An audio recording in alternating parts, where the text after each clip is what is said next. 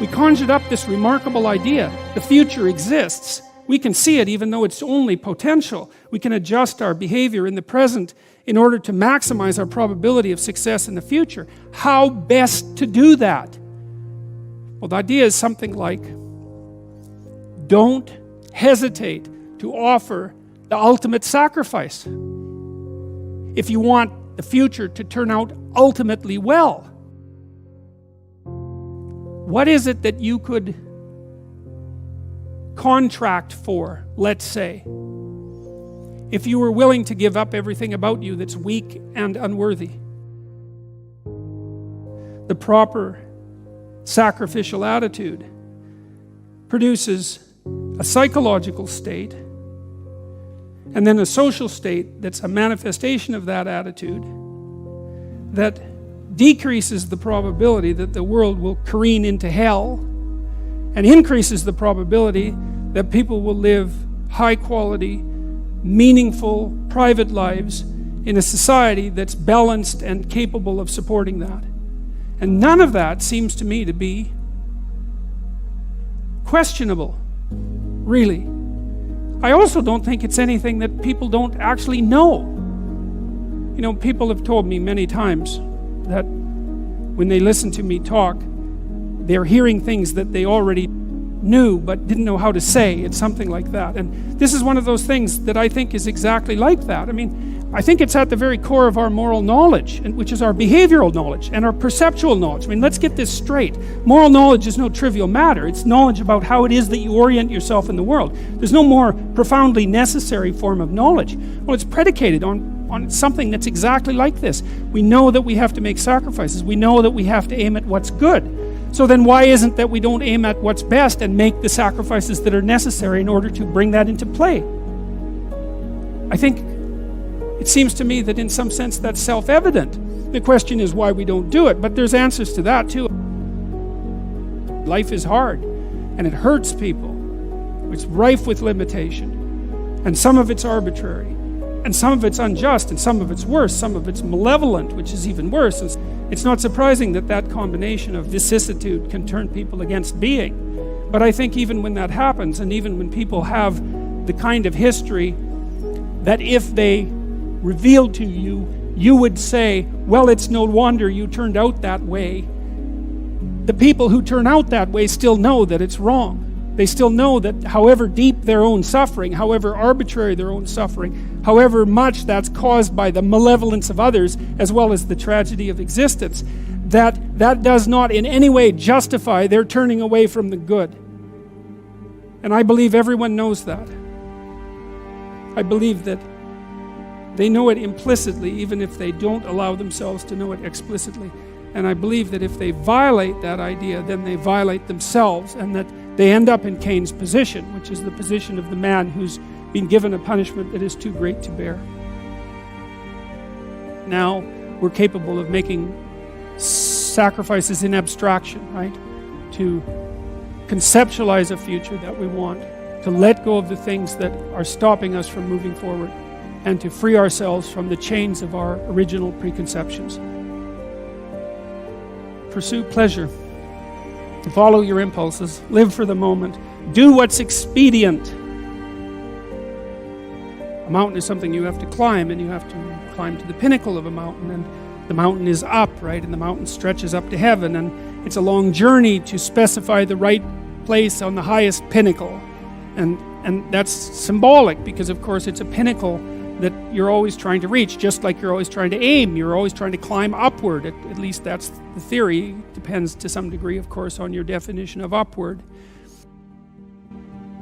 You're supposed to, again, to act out the highest good of which you're capable. Now that'll transform your life to some degree into an archetypal adventure. There's no way around that, because as you attempt to climb a higher mountain, let's say, or to aim at a higher target or something like that, then the things around you will become increasingly dramatic and of import. That happens by necessity, obviously, because if you're aiming at something difficult and profound and you're really working at it, then your life is going to become perhaps increasingly difficult and profound. But that might be okay. That might be exactly what you need as an antidote to the implicit limitations that face you as a human being.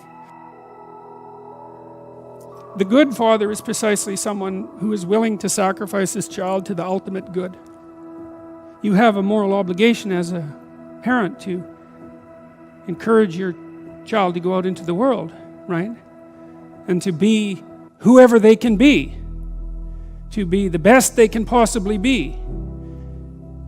And in doing that, you're encouraging them to pursue the good. You're sacrificing them to the good. You're not keeping them for yourself selfishly. You're telling them that they can go out and live their life and live it properly. You don't want for your son what it is that you want for him. You want for your son what would be best for him and for the world. And you let go in precise proportion to your desire to have that happen.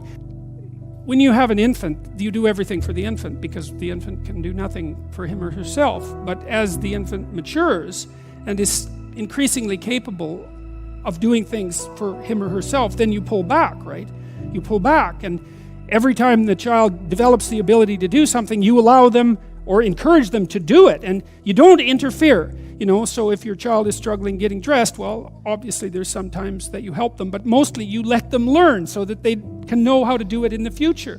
That's better for you, and it's certainly better for them. There's a rule if you're working with the elderly in an old age home, and the rule is something like, don't do anything for any of the guests, let's say, that they can do for themselves, because you compromise their independence. And so as a mother, you pull back and you let your child hit him or herself against the world, and you fail to protect them. But by failing to protect them, you encourage and ennoble them to the point where you're no longer necessary. Now, they may still want to see you, and it would be wonderful if that was the case, but the point is that you're supposed to remove yourself from the equation by encouraging your child to be the best possible person that person can be.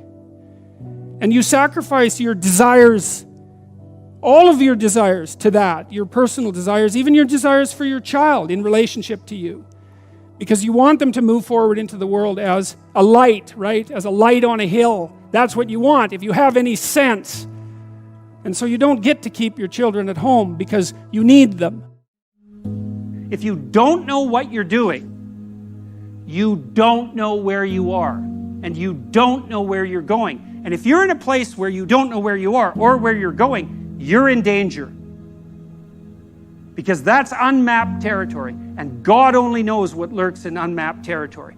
If you're so confused and disoriented that you don't know where you are or where you're going, there are predators of the spirit who are much worse than snakes that are waiting for you. And the probability that you'll move from aimless, hopeless, joyless anxiety to nihilism, corrosive bitterness, and genocidal fantasy in the fundamental extreme is very high. It's like, well, I just want to be happy.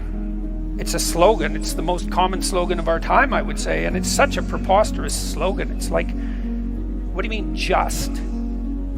You just want to be happy. That's all. That's all you want. That absolute impossibility. You want bliss, unending, no matter what you do, and that's all you want. It's not exactly a small ask, let's say, because it's the same thing as asking to dwell permanently in paradise. It's something like that. And then it also isn't true. That isn't what you want. If you do careful analysis of what people mean when they say they just want to be happy, what they mean is they don't want to suffer stupidly. We're much more concerned with not experiencing an excess of negative emotion than we are with experiencing a surfeit of positive pleasure. So first of all, we don't mean we just want to be happy. We mean, please don't make us too miserable. And fair enough, that's reasonable. But then even on the happiness front, even on the absence of misery front, that's not true. It's like it isn't obvious at all that we want happiness. It isn't even obvious that we want absence of misery. What's really obvious is that we want an adventure. Right? We want an adventure that's so compelling that it makes the misery of life not just justifiable, but but worthwhile. You want to look back in your life, and you know this to be true. You want to be able to say to yourself, even considering a month or a week or a series of days, you want to be able to say, that was really difficult, but you know what? It was worth it. And I think that's what you want from your life. It's something like, you know what? That was difficult, but it was worth it. And that meant that the adventure was so great that it justified the difficulties. And so then the question is, and here's the question, where do you find the great adventure of your life? Well, how about in truth? Well, why? Because you don't know what's going to happen if you tell the truth. It's a mystery. It's going to lay itself out for you. And so that's an adventure, because you literally do not know what's going to happen. You have to let go of knowing what's going to happen. And so then you have that adventure, and then what is also the case is that it's you that's having the adventure. Right? Because if what you're doing is living in truth, that's you. That truth is you. And so that means that whatever happens when you tell the truth is your adventure. And then you think, well, I'm using deception. It's like, well, maybe you are, but maybe deception is using you. And then maybe it's the spirit of deception that's having the adventure of your life. And then you might ask yourself, well, why are you so miserable and unhappy? And the answer would be, well, the spirit of deception is having the adventure of your life. You're not even there. Because if you're not living in truth, you're not there. We conjured up this remarkable idea. The future exists. We can see it even though it's only potential. We can adjust our behavior in the present in order to maximize our probability of success in the future. How best to do that? Well, the idea is something like, don't hesitate to offer the ultimate sacrifice if you want the future to turn out ultimately well. What is it that you could contract for, let's say, if you were willing to give up everything about you that's weak and unworthy? The proper sacrificial attitude produces a psychological state and then a social state that's a manifestation of that attitude that decreases the probability that the world will careen into hell and increases the probability that people will live high quality, meaningful, private lives in a society that's balanced and capable of supporting that. And none of that seems to me to be questionable, really. I also don't think it's anything that people don't actually know. You know, people have told me many times that when they listen to me talk, they're hearing things that they already knew but didn't know how to say. It's something like that. And this is one of those things that I think is exactly like that. I mean, I think it's at the very core of our moral knowledge, which is our behavioral knowledge and our perceptual knowledge. I mean, let's get this straight. Moral knowledge is no trivial matter. It's knowledge about how it is that you orient yourself in the world. There's no more profoundly necessary form of knowledge. Well, it's predicated on something that's exactly like this. We know that we have to make sacrifices. We know that we have to aim at what's good. So then why isn't that we don't aim at what's best and make the sacrifices that are necessary in order to bring that into play?